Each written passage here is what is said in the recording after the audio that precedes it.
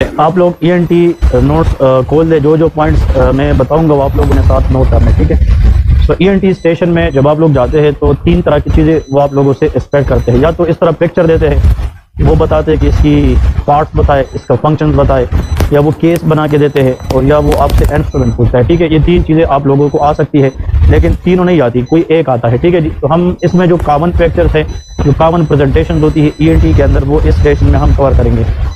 ये पिक्चर जो आप लोगों को दिखाया गया है, इस पिक्चर को गौर से देखें। This is called auricle. इसको क्या कहते हैं? Auricle. The part of the ear that we see from the outside that is called auricle. इसको हम पिन्ना भी कहते हैं, PINNA। जो आप लोगों ने लिखना है साथ साथ नोट करते जाए। लेकिन ये जो पिक्चर्स आप लोगों को दिखाने जा रहा हूँ, इसका PDF आप लोगों को आज ग्रुप में मिल जाएगा, ठीक है। ये आप लोग ग्रुप से भी ले सकते हैं, लेकिन इधर कोशिश करें कि जो चीज़ मैं एक्स्ट्रा बताऊँ वो नोट किया करें। ये PDF अगर आप लोग को मिल जाएंगे। देखिए, इसमें 5 चीज़ें हैं जो आप लोगों ने याद रखनी है इसके पार्ट्स के हवाले से। है तो ये सारे, but most important is this one. जो कान का ये वाला हिस्सा है, इसको ट्रेगस कहते हैं, दैट इज कॉल्ड ट्रेगस। फिर इस ट्रेगस के सामने यहाँ पे एक थोड़ी सी एलिवेशन होती है कान का, इसको हम कहते हैं एंटी ट्रेगस। क्या कहते हैं? Anti tragus. तो फ्रंट पे अब ये जो ट्रेगस है, it is facing toward the face, ये फेस की तरफ है, और ट्रेगस के सामने उल्टी साइड में ये एंटी ट्रेगस है, ठीक है जी।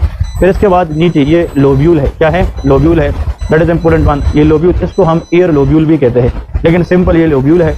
ऊपर कान का जो सबसे टॉप वाला पार्ट होता है अराउंड इट, इसको हम हेलिक्स कहते हैं। क्या कहते हैं? हेलिक्स। और फिर कान के अंदर इसी तरह फोल्डिंग होती है, but not that much prominent, वो एंटी हेलिक्स होता है, that is called anti helix. ये वाली जो छोटी सी है ऊपर, तो ये बड़ा सा आता है ना, ये प्रोमिनेंट बड़ा सा क्या है?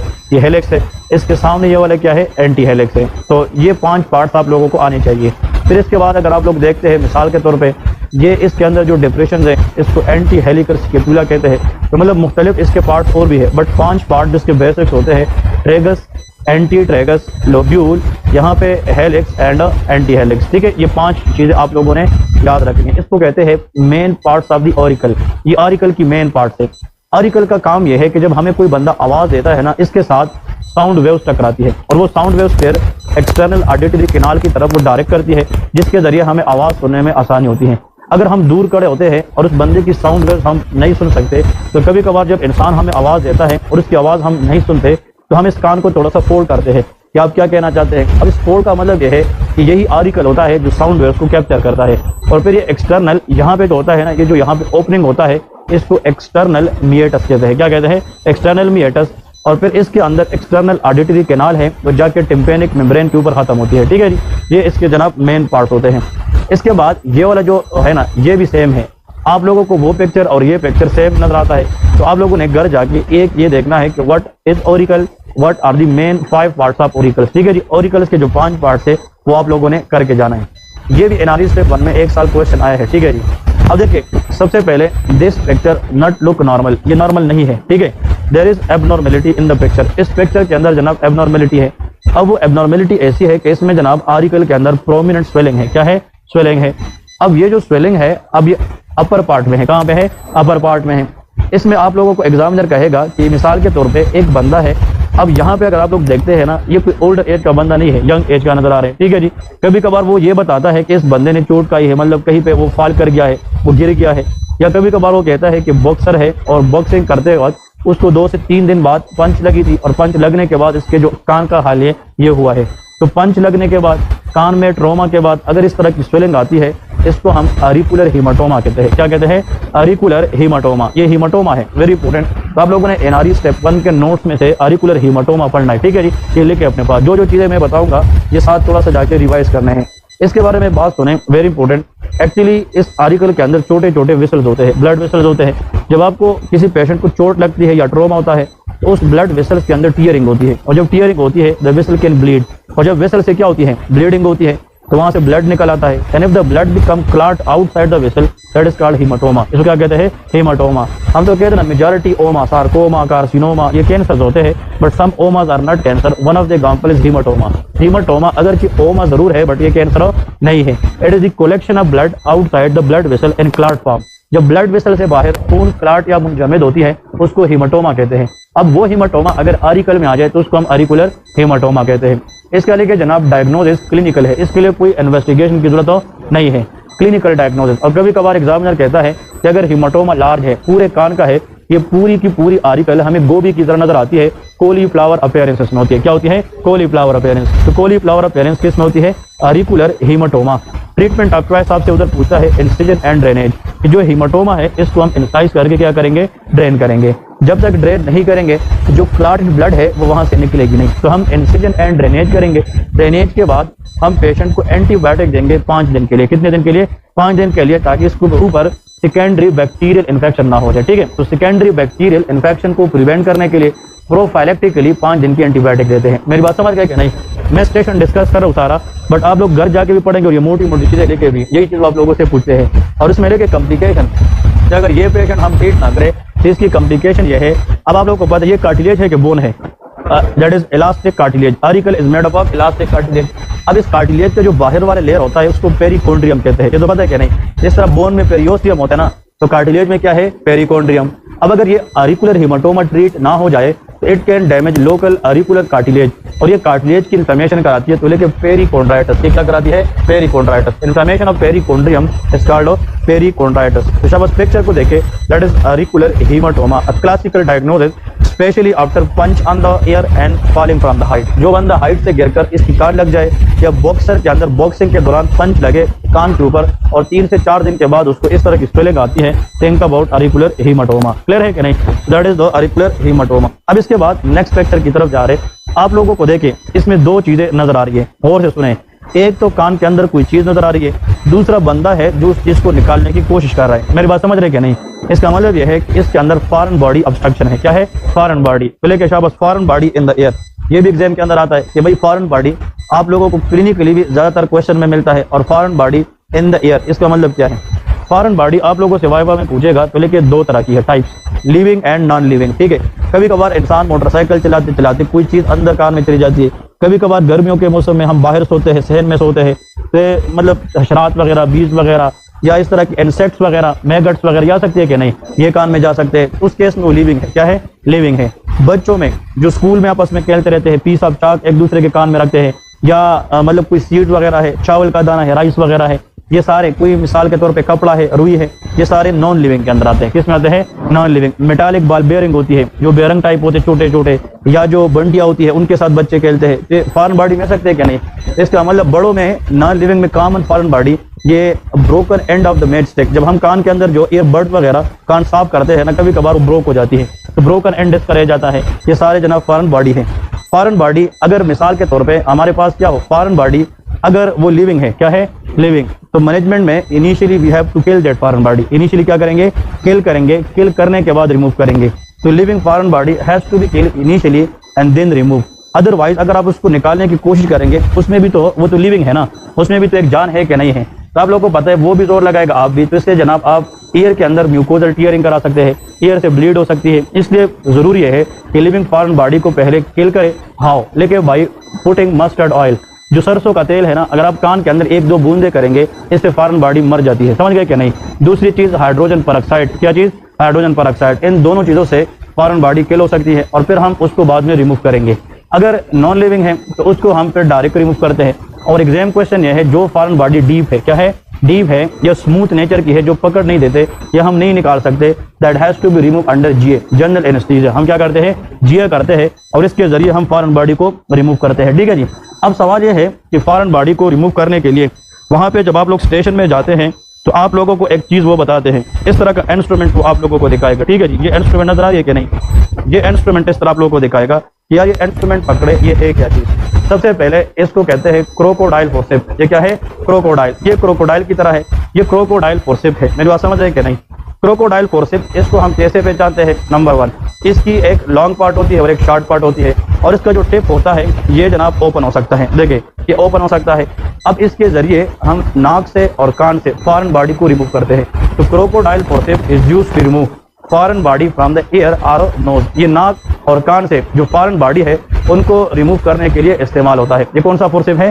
क्रोकोडाइल फोर्सेप है। अब इसका इस्तेमाल करने का तरीका यह है कि आप मरीज को पहले आप रिलैक्स कराते हैं, पहले फॉरेन बॉडी को लोकेट करते हैं। लोकेट करने के बाद आप उसका जनाब अगर कान है तो कान के अंदर आप इसको ओपन तरीके से अंदर नहीं कर सकते, ओपन तरीके से आप इसको इंसर्ट नहीं कर सकते। ये ऑरिकुलर इंजरी करा सकती है। क्या करा सकती है? Auricular injury. तो आपने इसको क्लोज शेप में, कौन से क्लोज शेप, इसका माउथ जो है ये क्लोज होना चाहिए। आप इसको कान में ले जाते हैं अंदर की तरफ, बट ये केयर करनी है टिम्पैनिक मेम्ब्रेन परफोरेट ना करें। समझ गए कि नहीं?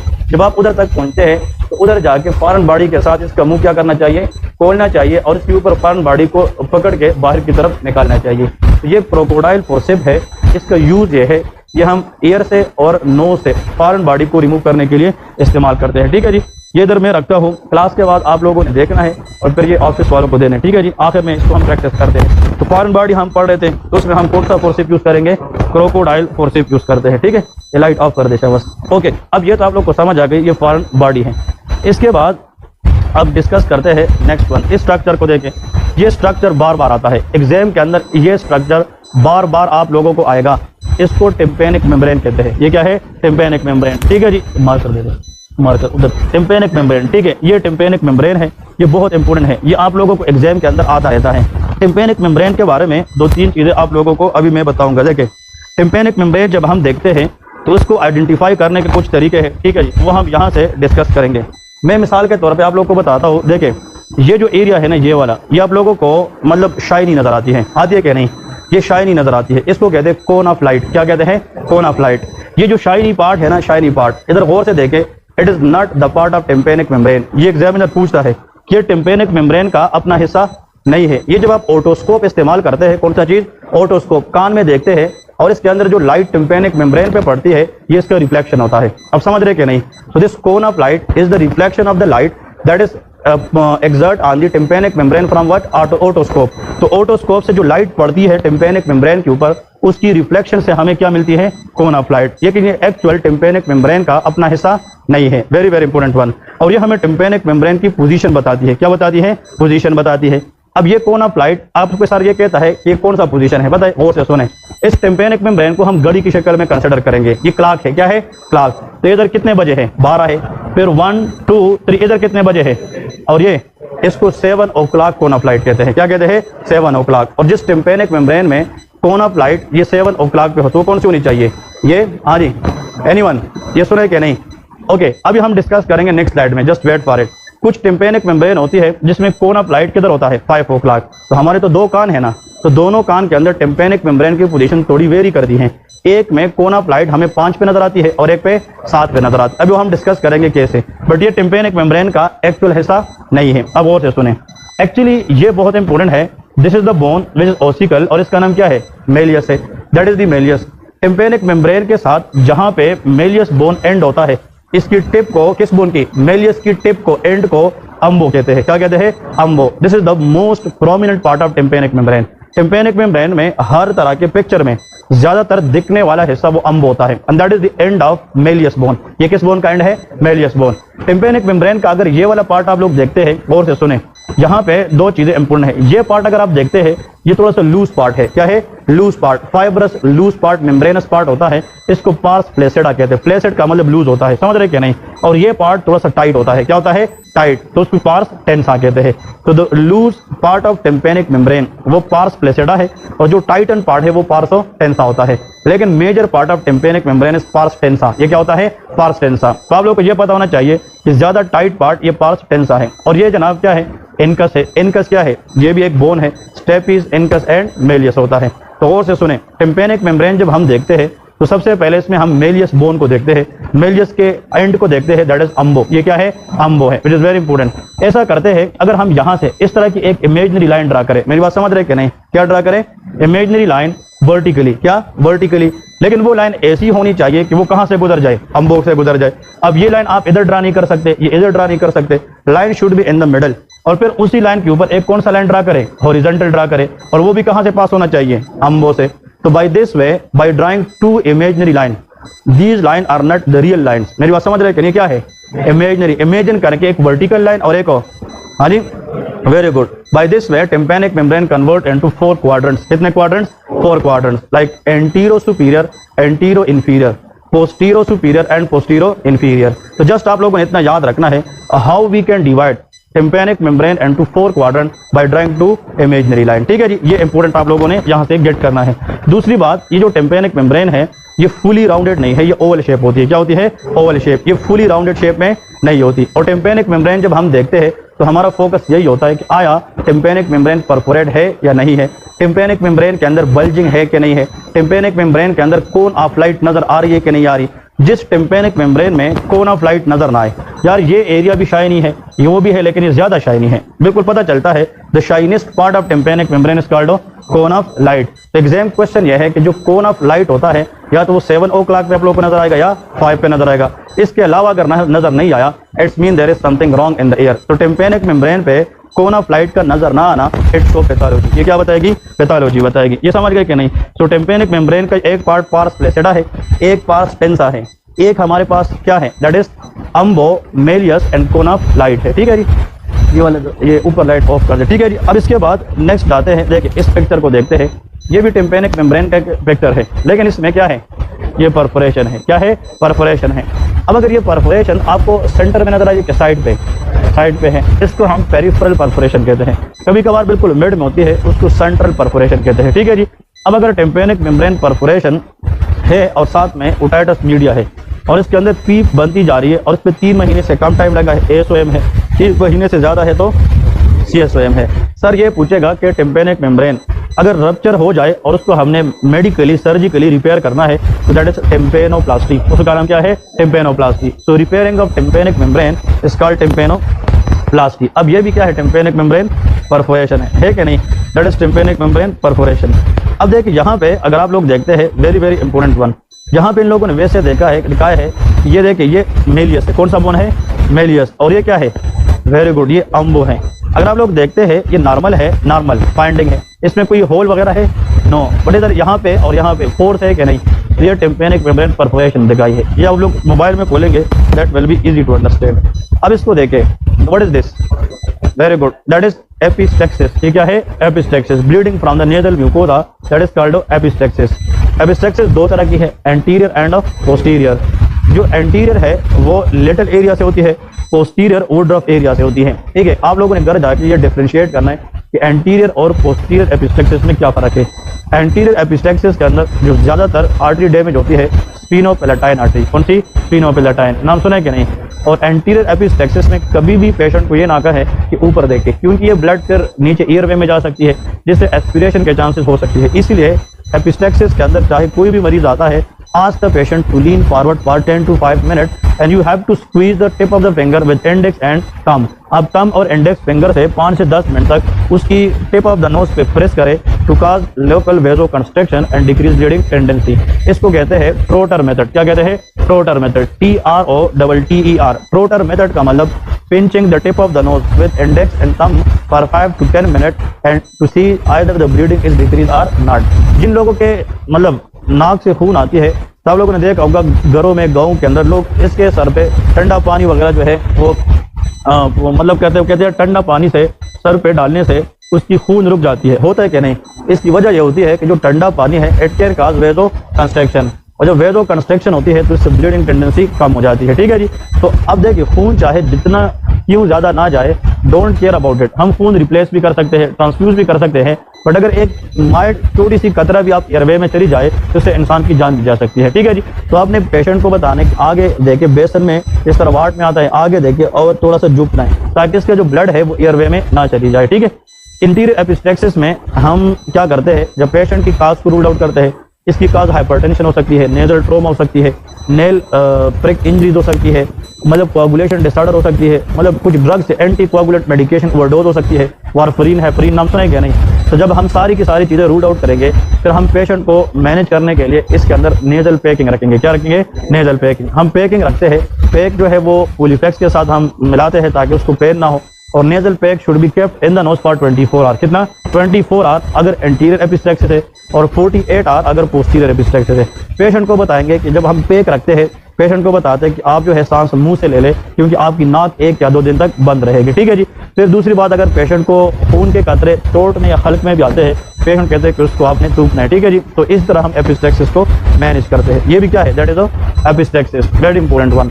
कभी कभार मतलब ट्रोमा की वजह से ये नेजल बोन की फ्रैक्चर भी हो सकती है, डेविएटेड नेजल सेप्टम वगैरह भी हो सकती है, और उन सब के अंदर पेशेंट को एपिस्टेक्सिस। पाकिस्तान के अंदर जिस पेशेंट की उम्र 50 से ज़्यादा है और उसको बैठे बैठाए मतलब एपिस्टेक्स से स्टार्ट हो जाए, तो first thing you have to rule out high blood pressure. क्या होता है? हाइपरटेंशन होता है, ठीक है जी। और बच्चों के अंदर नेजल ट्रोमा है, क्योंकि बच्चे गिरते रहते हैं, वो मतलब बच्चे खेलते रहते हैं ना, तो वो मतलब गिरते रहते हैं, तो उनमें नेजल ट्रोमा जो है वो एपिस्टेक्सिस की ज्यादा वजह होती है। अब इसमें देखे इसके अंदर दिखाई गई है that is called foreign body. नजर आ रही है क्या? नहीं, ये फॉरेन बॉडी है। अब ये फॉरेन बॉडी दिखाने के लिए नाक में एक इंस्ट्रूमेंट यूज किया गया है, इसको हम कहते हैं टूडीकॉम्स नेजल स्पेकुलम। ये लेके ये एग्जामिनर पूछता है कि इसका नाम क्या है, दैट इज कॉल्ड टूडीकॉम, THU, मैं बताता हूँ इसका नाम लेके, THUDECUM, टूडीकॉम नेजल स्पेकुलम। समझ गए क्या? नहीं। अब ये मैंने प्रैक्टिकल लाया है, अभी क्लास के एंड पे बता दूंगा कि इसका इस्तेमाल क्या है, इसका पकड़ने का तरीका क्या है, और हम मरीज को कैसे चेक कराते हैं वो क्लास के एंड में दिखाता हूँ, ठीक है। इस इंस्ट्रूमेंट का नाम क्या है? टूडीकॉम नेजल स्पेकुलम, जिसके जरिए हम नाक के अंदर फॉरेन बॉडी को देखते हैं। यार see the nose from the front, that is called anterior rhinoscopy. ये क्या है? Anterior rhinoscopy. तो टूडीकॉम नेजल स्पेकुलम एंटीरियर राइनोस्कोपी में इस्तेमाल होता है, जिसके जरिए हम फ्रंट से नाक को देख सकते हैं। ये भी क्या है? फॉरेन बॉडी है। अब ये कोई कलरफुल फॉरेन बॉडी है, बच्चों में मतलब मैंने आपको पता है ना, बंटी वगैरह हो सकती है, कोई वैसे मेटालिक बाल बेरिक टाइप हो सकती है, ये भी फॉरेन बॉडी है। फॉरेन बॉडी जब हम निकालते हैं तो उसके लिए टूडीकॉम नेजल स्पेकुलम है, और फिर क्रोकोडाइल फोर्सेप के जरिए इसको हम बाहर निकालते हैं, ठीक है जी। फिर यहाँ पे देखिए इस नाक के अंदर वेरी वेरी इंपॉर्टेंट पिक्चर, ये नर्व्स के अंदर एक दो दफा क्वेश्चन में आए हैं, थोड़ा सा इसको गौर से सुनते देखिए। यहाँ पे अगर आप इस नॉस्ट्रिल को देखते हैं तो this nostril is very wide and Rumi, इसका मतलब इसके अंदर कोई ऑब्स्ट्रक्शन नजर नहीं आ रही। इसमें यहाँ पे देखिए कुछ मांस नजर आ रही है, क्या नजर आ रही है?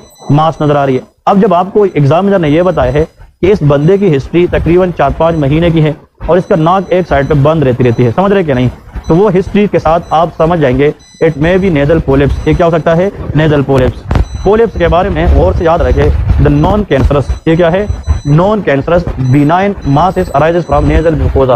ये नेजल म्यूकोजा से बिनाइन नॉन कैंसरस मासिस अगर निकल आती है, इसको क्या कहते हैं? नेजल पोलिप्स कहते हैं। आप लोगों ने घर जाके ENT के नोट्स में से नेजल पोलिप्स को एक रीड देना है, ठीक है जी। नेजल पोलिप्स यहाँ पे 2 तरह के हो सकते हैं, और से सुने।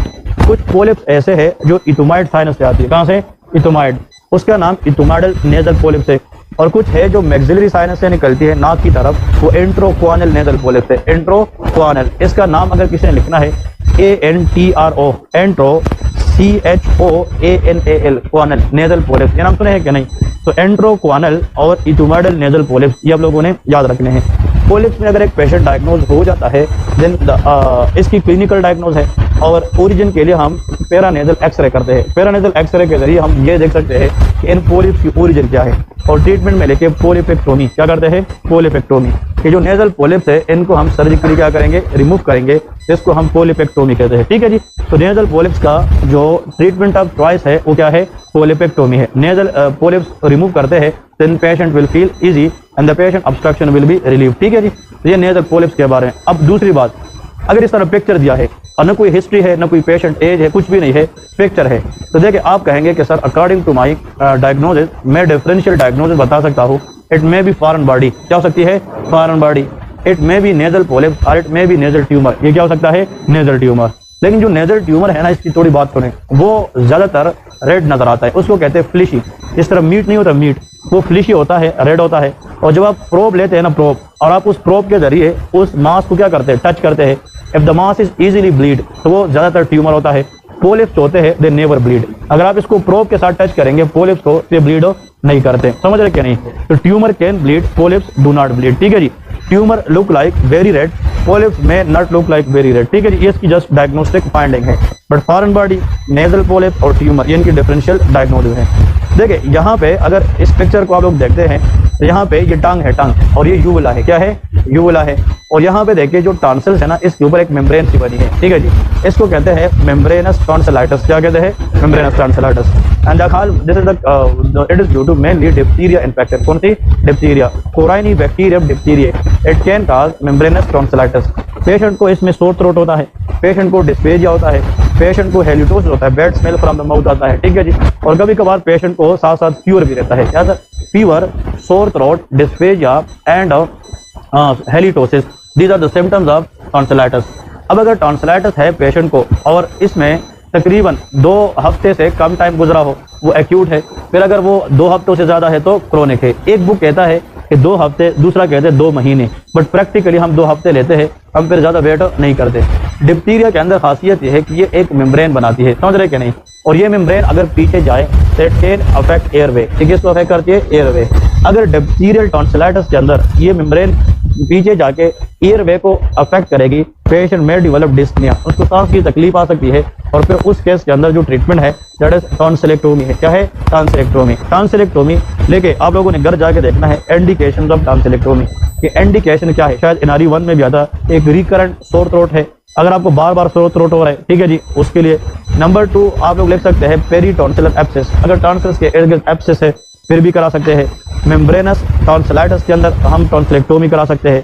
आप लोग के ख्याल में इधर गौर से सुने, इस पिक्चर को देखें, ये अगर टॉन्सिल्स है और एक टॉन्सिल मिसाल के तौर पे इधर है, ठीक है जी, इधर फोकस करें, तो ये टॉन्सिल जब साइज में बढ़ते हैं ना, तो ये मुंह के बाहर वाले साइड पे जाएंगे, अंदर वाले। वेरी गुड, क्योंकि बाहर तो स्किन है, बाहर तो जगह नहीं है, तो हम कहते हैं, मेरी वर्डिंग सुने, कि if the tonsil grow or they increase in the size they will enlarge medially. हम कह सकते हैं कि नहीं, कि जब टॉन्सिल्स बढ़ते हैं तो किस तरफ जाते हैं? मीडियली जाते हैं, और कभी कभार ये टॉन्सिल और ये इतने बढ़ जाते हैं कि they are almost touch to each other, एक दूसरे को मीडियली। अब देखें, अगर इस टॉन्सिल को मैं यहाँ से लेके इधर तक ले आऊँ और इस टॉन्सिल को भी यहाँ से लेके इधर तक ले आऊँ, एक दूसरे को टच कर सकती है कि नहीं? इसको हम पेरेन्काइमेटस टॉन्सिलाइटिस कहते हैं। क्या चीज? पेरेन्काइमेटस। इसको ईएनटी के अंदर कीसिंग टॉन्सिलाइटिस भी कहते हैं, पेरेन्काइमेटस टॉन्सिलाइटिस भी कहते हैं। अगर टॉन्सिल्स इतने बढ़ गए हैं कि they almost touch to each other, तो सांस की तकलीफ ला सकती है कि नहीं? इसीलिए पेरेन्काइमेटस टॉन्सिलाइटिस के अंदर भी it is one of the indication for tonsillectomy. क्या है? टॉन्सिलेक्टोमी। एक मरीज है, उसका गला बार बार खराब होता है, गौर से सुने, उसके मुंह से गंदी बू आ रही है और उसको खाना खाते भी दिक्कत हो रहा है, बट मरीज कहता है कि ये मसला मुझे 1 साल से है, और वो ये भी कहते हैं कि पिछले कुछ दिनों से मुझे ऐसा लग रहा है कि भाई मेरी वजन कम हो रही है। तो अगर ऐसा टॉन्सिलाइटिस जहाँ पे आप मैलिग्नेंसी सस्पेक्ट करते हैं, कैंसर सस्पेक्ट करते हैं, it is also should be remove. तो देखिए, सस्पिशियस ऑफ मैलिग्नेंसी, ऐसा टॉन्सिलाइटिस जिसमें आप सस्पेक्ट करते हैं कि मे भी ये कैंसर भी हो सकता है, तो फिर इसका बेटर हल ये है कि उनको हम क्या करें? रिमूव करें। तो suspicious of malignancy also one of the indication for tonsillectomy. ये जनाब 4-5 इंडिकेशन है जो एग्जाम के अंदर आप लोगों से वो पूछते हैं, ये सबको आना चाहिए, ठीक है जी, वेरी इंपॉर्टेंट वन। इसके बाद ये देखें, टॉन्सिल इन्फेक्ट है कि नहीं है? शाबाश। हाँ, इसी तरह पिक्चर आता है, इधर देखें, ये टॉन्सिल है और एक ये टॉन्सिल है। पहले मैं 2-3 बातें एक्स्ट्रा करूंगा, please focus. Tonsils are lymphoid follicle.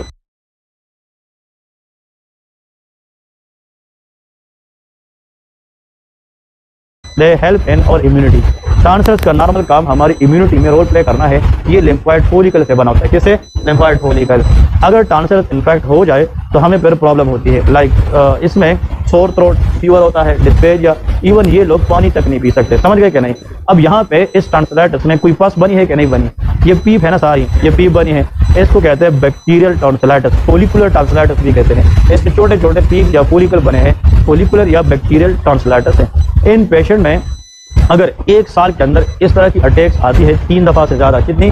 3 दफा, या इतनी सीवियर अटैक आती है कि बंदा 1 हफ्ते तक ऑफिस ना जा सके, इसकी वजह से कोई लीव ले सके, तो फिर उसको भी हम टॉन्सिलेक्टोमी का कैंडिडेट करा देते हैं, ठीक है जी। यहाँ पे यूविला मिड लाइन में है, यूविला क्या है? यूविला इन द मिड लाइन, और यहाँ पे लेके इन्फेक्टेड टॉन्सिल्स, ये क्या है? इन्फेक्टेड। हाँ, ये टॉन्सिल्स कहाँ पे? ओरल कैविटी में है, on both side of the tongue. मेरी बात समझ रहे कि नहीं?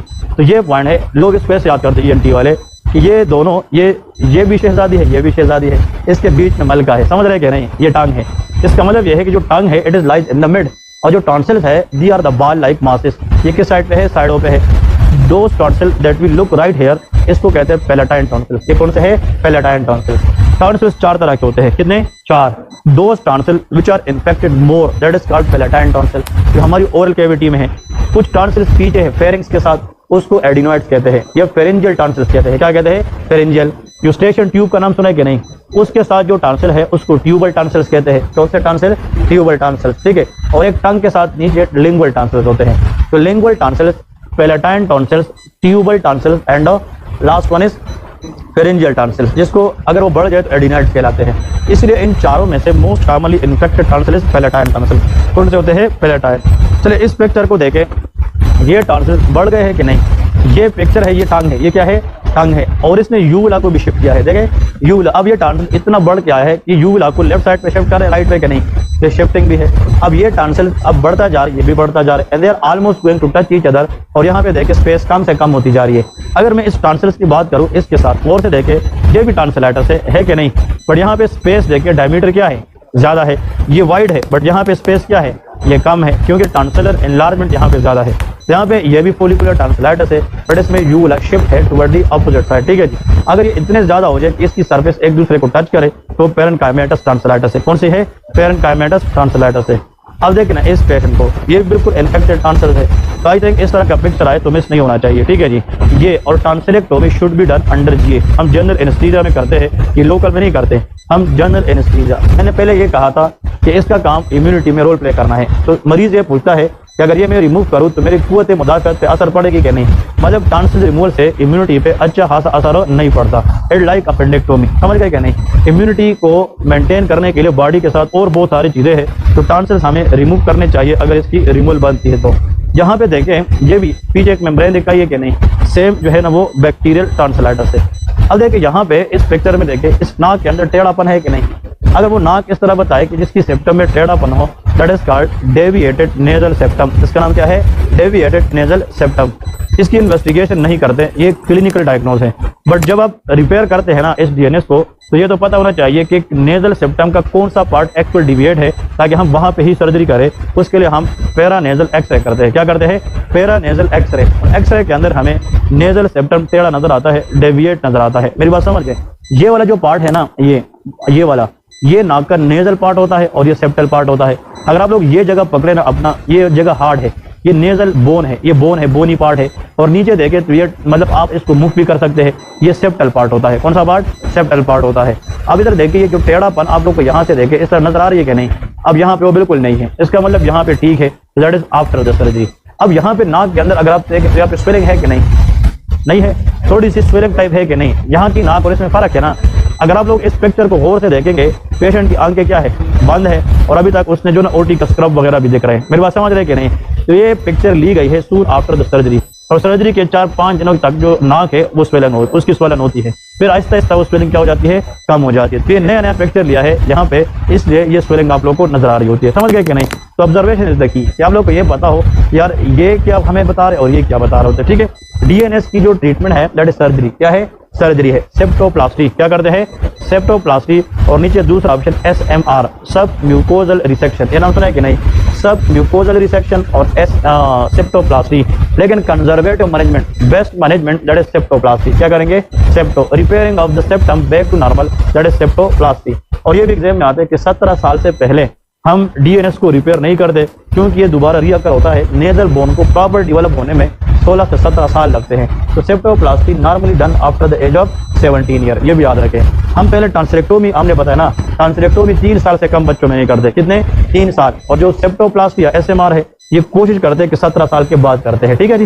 तो ये जनाब हमारे पास डीएनएस का एक यहाँ पे पॉइंट था। ये देखे यहाँ पे ये पिक्चर बार बार आता है, ये लोग गलत करते हैं।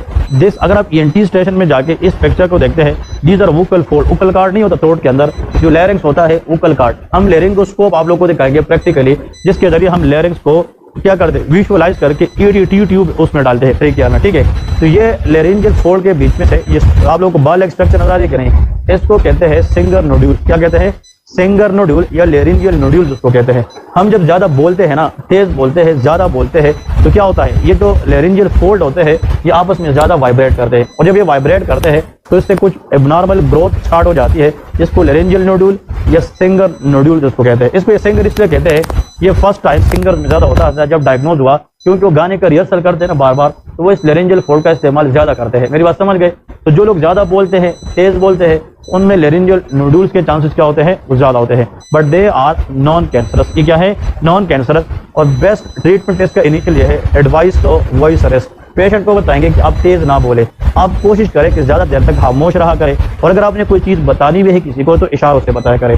जब उसकी फोल्डिंग, उसकी जो वाइब्रेशन है वो कम होगी, तो ये खुद बहुत रिग्रेस हो जाता है। तो मतलब दीज आर रिग्रेस। अगर रिग्रेस ना हो जाए तो सर्जिकली रिमूव भी करते हैं। यार ये वोकल फोल्ड है, इसके ऊपर ये आप लोगों को ये नजर आ रहा है कि नहीं, तो ये क्या है? वोकल नोड्यूल है। इसको हम सिंगर नोड्यूल, वोकल नोड्यूल या लेरिंजियल नोड्यूल भी कहते हैं, ठीक है जी। इसके सेम है। फिर यहाँ पे ये मुख्तलिफ किस्म के क्या है, फॉरेन बॉडी है। आप लोगों को फॉरेन बॉडी की यार ये पिबल्स हो सकते हैं, स्लेट, पेंसिल, बीड्स, मार्बल सब कुछ, ये फॉरेन बॉडी के टाइप से। ये देखिए क्या है, हाँ ये अरिकुलर हेमाटोमा है, बताया था क्या नहीं, ये अरिकुलर हेमाटोमा है। और यहाँ पे ये बिफोर द सर्जरी है, ये आफ्टर ड्रेनेज है। मैंने आप लोगों को बताया था कि हीमाटोमा को हम इंसाइज करके क्या करते हैं, ड्रेन करते हैं। यहाँ पे देखिए प्रोमिनेंट स्वेलिंग आ रही है नजर के नहीं, और यहाँ पे इतनी स्वेलिंग नहीं है। यहाँ पे ये मतलब हीमाटोमा है और ये इसकी जनाब आफ्टर ड्रेनेज फ्रैक्चर है। अब ये बहुत इंपॉर्टेंट है, दैट इज कॉल्ड ओटोस्कोप। इसका नाम लेके otoscope, OTOSCOPE, that is called otoscope. NRE step 2 का पिछले 3 साल की एग्जाम उठाकर देखे तो किसी न किसी स्टेशन को ये जरूर आता है कि वहाँ पे इंस्ट्रूमेंट पड़ा होता है और आपको जस्ट वो ये पूछते हैं ये इंस्ट्रूमेंट उठाकर बताइए क्या है। जिसने किसी ने देखा नहीं है, जो कहते हैं कि आखिरी 2 दिन में देखेंगे, तो उसको तो नहीं पता होगा ना। याद रखे इस तरह का इंस्ट्रूमेंट ईएनटी के स्टेशन में पड़ा होगा तो ये क्या है, ओटोस्कोप है। ये सबको नजर आ रही है कि नहीं, ये इस तरह है कि नहीं, दैट इज ओटोस्कोप। ये क्या है, ओटोस्कोप। तो मैंने प्रैक्टिकली आप लोगों को ला के जो है ना, ताकि आप लोग इसको देखे, ताकि कल को जाकर वो चीज न्यू ना लगे आप लोगों को। इसी तरह की वो इंस्ट्रूमेंट रखेंगे और बिल्कुल एग्जैक्टली सेम है कि नहीं, इसको हम कहते हैं ओटोस्कोप। ठीक है जी। अब इसमें थोड़ा सा देखिए, जहां से इसको हम पकड़ते हैं ना, ये इसका हैंडल है, क्या है, हैंडल होता है। फिर यहाँ पे देखिए ना, और से देखिए इसको अब मैं दिखाऊंगा। अगर मैं हम यहाँ पे देखते हैं ना, इसकी ये जो लोअर एंड है ना, ये खुलता है। खुलने के बाद इसके अंदर हम यहाँ पे सेल डालते हैं। क्या डालते हैं, ये इसका बैटरी है। क्या है, बैटरी है। इसका मतलब ये है, ये बैटरी है। जब आपको सर कहे ना कि इसको इस्तेमाल कैसे करते हैं, तो आपने पहले ये देखना है कि इसमें सेल है कि नहीं है। तो पहले बैटरी चेक करनी है। अगर आप सेल नहीं है और आप इसको इस्तेमाल करने की कोशिश करेंगे, आप फेल हो जाएंगे। तो पहले तो ये देखना है इसके अंदर जनाब उन लोगों ने सेल डाली है कि नहीं। तो क्या चेक करेंगे, बैटरी चेक करेंगे। फिर जहां से हम पकड़ते हैं, ये हैंडल है। क्या है, हैंडल है। अब इससे ये भी मैं उतार सकता हूँ। देखे ये ईयर पीस होता है, एयर स्पेकुलम। क्या होता है, एयर स्पेकुलम। ये जो ब्लैक कलर का है, इसको एयर स्पेकुलम कहते हैं। ये जो एयर स्पेकुलम होता है, मैं इधर से दिखा दो। देखे ये एयर क्या है, स्पेकुलम है। इससे डिटेच होता है। आप ये टीम में काम करते हैं, आपके पास बच्चा आता है, उसका उम्र तकरीबन 1 साल है। कितना है, इसको इन्फेंट कहते हैं। अब उसकी जो मिएटस है, आया वो एडल्ट के साथ एक जैसा होता है, नहीं। तो बच्चों के लिए, अब ये बुक में भी नहीं है, ये प्रैक्टिकल बता रहा हूँ, जो स्पेकुलम हम इस्तेमाल करते हैं वो 2.4 mm का होना चाहिए। कितना होना चाहिए, 2.4, उसका डायमीटर होना चाहिए। और ये जो स्पेकुलम आप यूज करते हैं, तो आपको पहले से पता होता है, वहाँ पे क्लिनिक में उसने लिखा होता है कि 2.4 के 3.7। ठीक है। तो how much diameter speculum use for infant, 2.4 mm। ठीक है। जो बच्चा साल से ज्यादा है, 10 साल से कम है, कितना, 10 साल, उसको लेके हम 3 mm यूज करते हैं। कितना, 3 mm यूज करते हैं। और 10 साल के बाद एडल्ट लाइफ तक हम 4 mm यूज करते हैं। तो ये वाइवा क्वेश्चन है कि 2.4 mm हम इन्फेंट में यूज करते हैं, फिर 3 mm 1 साल से 10 साल के बच्चों में यूज करते हैं, और 10 साल से ऑनवर्ड हम 4 mm यूज करते हैं। याद रहेगा कि नहीं। ये स्पेकुलम के बारे में 2-3 है। अब यहाँ पे देखें, यहाँ से आपने एज ए एग्जामिनर देखना भी होता है ना, कि जब आप पेशेंट को एग्जामिन करते हैं, और से सुना भी, मैं उधर जाके फ्रंट पे दिखाऊंगा, ये वाला यहाँ से तो आपने देखना होता है ना, ये पार्ट कान के अंदर होता है। हाँ जी, ये पार्ट एक्सटर्नल ऑडिटरी कैनाल में होता है। कहाँ पे होता है, एक्सटर्नल ऑडिटरी कैनाल। और ये वाला जो पार्ट है इसमें आप देख रहे होते हैं, इसको हम कहते हैं लेंस मैग्नीफायर। इसका नाम क्या है, लेंस मैग्नीफायर। ये लेंस है जिसके जरिए आप देखते हैं और आप अपने आप को जगह कभी कम करते हैं, कभी ज्यादा करते हैं। ठीक है जी। तो ये आप गौर से सुने, ये लेंस मैग्नीफायर है, ये एयर स्पेकुलम है। क्या है, एयर स्पेकुलम। ये क्या है, ये हैंडल है और नीचे बैटरी है, और ये बटन है। क्या है, बटन। ये देखे ना, इसमें ये रेड बटन नजर आ रही है कि नहीं, ये बटन है। तो ये बटन हम दबाएंगे तब जाके इसके अंदर लाइट ऑन होती है। क्लियर है, ये बटन होता है। तो ये 4-5 पॉइंट। अब इसके यूज क्या है, number 1, to see the status of external ear. External ear देखते हैं कि इसमें कोई पैथोलॉजी है कि नहीं। इसके जरिए हम फॉरेन बॉडी देख सकते हैं, इसके जरिए हम ओटाइटिस एक्सटर्ना देख सकते हैं, इसके जरिए हम फ्रंकुलोसिस देख सकते हैं, इसके जरिए हम ओटोमाइकोसिस देख सकते हैं, इसके जरिए हम टेम्पेनिक मेम्ब्रेन परफोरेशन देख सकते हैं। क्या देख सकते हैं, टेम्पेनिक मेम्ब्रेन परफोरेशन। तो मतलब एक्सटर्नल एयर के अंदर जितनी पैथोलॉजीज है, उनको देखने के लिए जो इंस्ट्रूमेंट यूज होता है ईएनटी के अंदर, दैट इज ओटोस्कोप। ये क्या है, ओटोस्कोप। और जिस प्रोसीजर के तहत हम ये कराते हैं उसको ओटोस्कोपी कहते हैं। क्या कहते हैं, ओटोस्कोपी। क्लियर हो गया क्या नहीं। These are the point you people must know the otoscope. ये भी सेम क्या है, ओटोस्कोप है। ठीक है जी। अब जो पिक्चर है ना, वो आप लोगों ने इतने ही याद करने हैं। ठीक है जी। अब कुछ पॉइंट्स ऐसे हैं, लेके कुछ 4-5 चीजें ऐसे हैं जिसके पिक्चर आप लोग घर जाके कहीं से भी देख सकते हैं, गूगल से भी, वो इंपॉर्टेंट है। नंबर 1 लेके, दैट इज कॉल्ड ओटोमाइकोसिस, मतलब जो फंगल इन्फेक्शन वगैरह होती है, ओटोमाइकोसिस, इसकी पिक्चर, उसमें ब्लैकिश एक्सटर्नल ऑडिटरी कैनाल होता है। किसी बंदे ने ग्रुप में शेयर भी किया था, ब्लैकिश टाइप होता है। नीचे लगे फ्रंकुलोसिस, मैंने बताया था हेयर फॉलिकल के साथ होता है। ये इसके पिक्चर आप लोगों ने गूगल से देखने हैं। फ्रंकुलोसिस एक मैंने आप लोगों को बताया था, कौन सा, वेरी गुड। और एक लिखे मेरिंजाइटिस, MYRINGITIS, ये इन्फ्लेमेशन ऑफ टिम्पैनिक मेम्ब्रेन को कहते हैं, ठीक है। ये टिम्पैनिक मेम्ब्रेन जब इन्फ्लेम्ड हो जाए तो वो किस तरह नजर आते हैं, बल्जिंग होती है उसके अंदर, क्या होती है, बल्जिंग। इसको मेरिंजाइटिस कहते हैं, that is called meningitis, which is very very important. इतने पिक्चर देखे और पिक्चर देखने की जरूरत नहीं है, ये 3 आप लोगों ने देखने हैं, और जितने मैंने आप लोगों को देखा है ये आप लोगों को पीडीएफ में दूंगा आज, ठीक है जी। पीडीएफ में आप लोग को ये मिल जाएंगे, तो इस पर आप लोग फिर प्रैक्टिस करेंगे। ये मुझे दे दें। अब ईएनटी में और से सुने, बातें नहीं, ये सारे दे दें। ईएनटी में आप लोगों ने अब स्टेशन पास करना है, तो उसके 4-5 चीजें रहती है, वो मैं बताता हूँ। क्या पता जब आप लोग ईएनटी में जाते हैं स्टेशन में, ये लाइट ऑन कर दें और से सुने, क्या पता जब आप लोग ईएनटी के स्टेशन में जाते हैं तो वहां पे ये केस वगैरह नहीं है, ठीक है, या पिक्चर भी नहीं है, कोई इंस्ट्रूमेंट पड़ा है, वो भी तो आप लोगों से पूछ सकता है ना, तो इंस्ट्रूमेंट भी पता होना चाहिए। अब ये इंस्ट्रूमेंट मैंने आप लोगों को बता दिया है कि दैट इज क्रोकोडाइल फोर्सेप, ठीक है। कल को कोई बंदा ऐसा फोर्सेप या इंस्ट्रूमेंट दिखाए तो पहले से पता होना चाहिए कि ये क्रोकोडाइल फोर्सेप है। इसके जरिए हम नाक और कान से फॉरेन बॉडी को रिमूव करते हैं, ठीक है जी। एक तो हमने इस इंस्ट्रूमेंट में कोई कंफ्यूजन तो नहीं है ना, ओके जी। अब दूसरा हमने ये डिस्कस किया था सबसे अहम चीज, वो ट्यूनिंग फोर्क है। क्या है? ट्यूनिंग फोर्क, जिसके जरिए रेनी टेस्ट और वेबर टेस्ट, ये भी तो ईएनटी का हिस्सा है ना, कि अगर एक पेशेंट है उसको हियरिंग लॉस है, क्या है, हियरिंग लॉस, और आपको सर कहता है केस के जरिए आप इसका वेबर एंड रेनी टेस्ट करें, या केस देखा है कि इसमें वेबर रेनी टेस्ट नेगेटिव पॉजिटिव है, तो इसको क्या हो सकता है। तो आप लोगों ने माइंड में रखना है, to pass ENT station I must know how to perform Rinne test and Weber test, ये लाजमी है। इसके बगैर ईएनटी का कोई मजाल नहीं है कि आप लोग पास हो जाए, ये आप लोगों ने करके जाने, याद करके जाने, इसकी इंटरप्रिटेशन आनी चाहिए, और मेरे ख्याल में I explain it very well, और मैंने बताया है कि नहीं। फिर इसके बाद आप लोगों ने देखना है इस ट्यूनिंग फोर्क के नीचे जहां पे लिखा है 480, क्या लिखा है 480, और इस पे लिखा होगा 256, क्या लिखा होगा 256। तो हर ट्यूनिंग फोर्क की जो हर्ट्ज है, फ्रीक्वेंसी, वो अलग अलग होती है, ठीक है जी। वही बात है, हम इसको स्ट्राइक करते हैं, आवाज आ रही है कि नहीं, ये वाइब्रेशन, तो आप लोग इधर रखते हैं ना, देखें, और फिर इधर ले आते हैं, मेरी बात समझ रहे, that is Rinne test. Normally air conduction greater than bone conduction, ये मैंने आप लोग को बताया था, ठीक है जी। फिर इसके बाद हम क्या करते हैं, अगर इधर इसको मारते हैं और यहाँ पे रखते हैं, that is called Weber test. It should be lateralize same on both side, या तो आवाज आएगी या वाइब्रेशन आएगी, ठीक है, एक साइड पे ज्यादा जाएगी, उसको लेटरलाइजेशन कहते हैं। तो मेरे ख्याल में मजीद एक्सप्लेन करने की इसमें जरूरत नहीं है। तो tuning fork test is the very important for ENT station, इसको मैं इसलिए बार बार फोकस कर रहा हूँ कि एग्जाम में जाने ज्यादातर 90% ये रखे होते हैं, ठीक है जी। तो ये आप लोगों को ऑलरेडी पता है। फिर ये एक स्पेकुलम है, जो अभी मैंने आप लोगों को बताया था, जिसके जरिए हम फॉरेन बॉडी देखते हैं, क्या देखते हैं, फॉरेन बॉडी देखते हैं। इस स्पेकुलम के 2-3 बातें हैं। इस स्पेकुलम का ये वाले जाज है, क्या है, जाज। सबसे पहले देखें, it is a U shape speculum, ये कौन सा होता है, U shape speculum. Thudichum nasal speculum, used for anterior rhinoscopy, किसके लिए यूज होता है, एंटीरियर राइनोस्कोपी।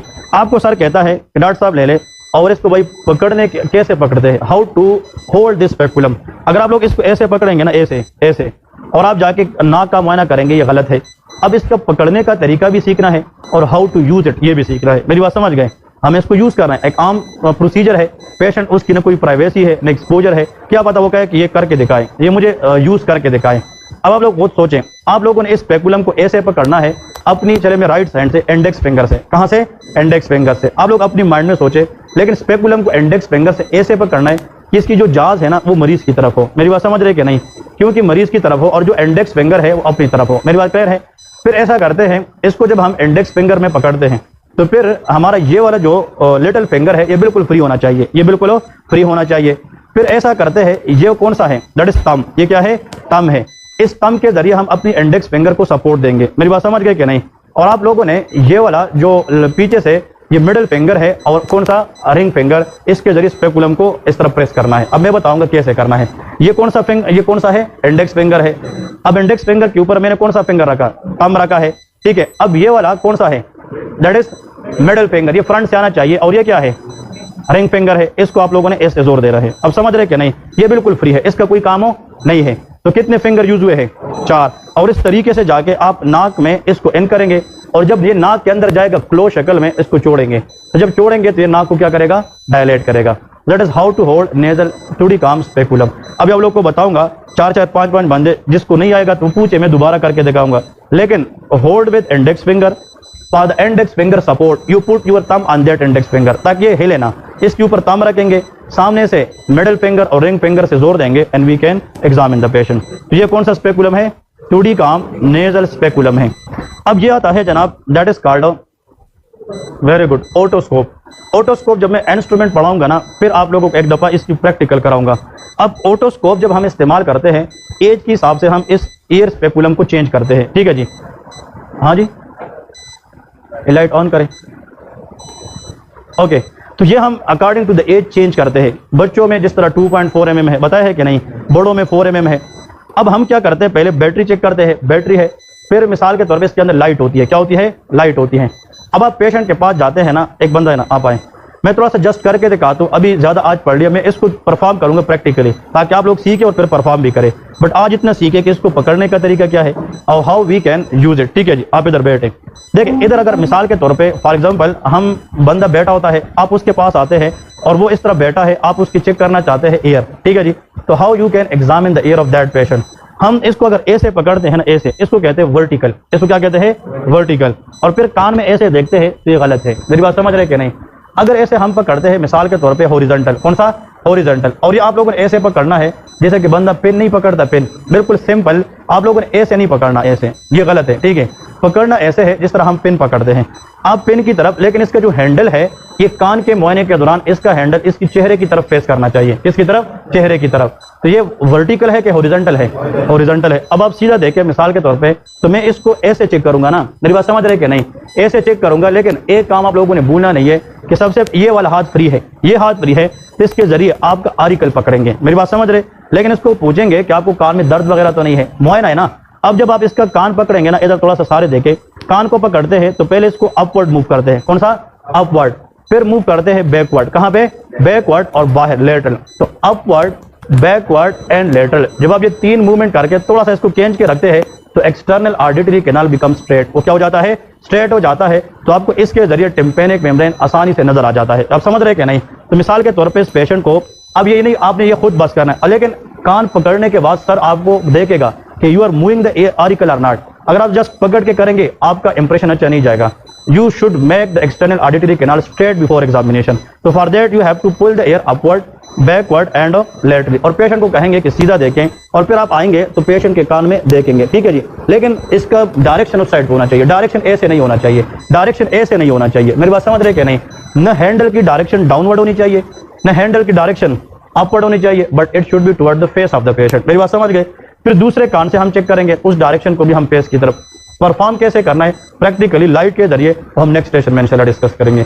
बट इंस्ट्रूमेंट कितने हो गए, नंबर 1 दिस वन इज, तो ये क्या है, इसके जरिए हम क्या चेक करते हैं, Rinne and Weber test to differentiate conductive hearing loss and sensory neural. और ये क्या है, 2D काम नेजल स्पेकुलम, ठीक है, एंड दैट इज ओटोस्कोप, ठीक है जी। ये 4-5 चीजें हैं जिसके अंदर ही वाइवा होता है, और इसके अंदर ही आपको जस्ट कहते हैं इसका पार्ट्स बताए, इसका इस्तेमाल करने का तरीका बताए और इसकी यूजेस बताए। बस वो आपसे 3-4 चीजें पूछता है और आपको पास कर देता है, ठीक है जी। कल इंशाल्लाह मुलाकात होगी, अल्लाह हाफिज। ये जो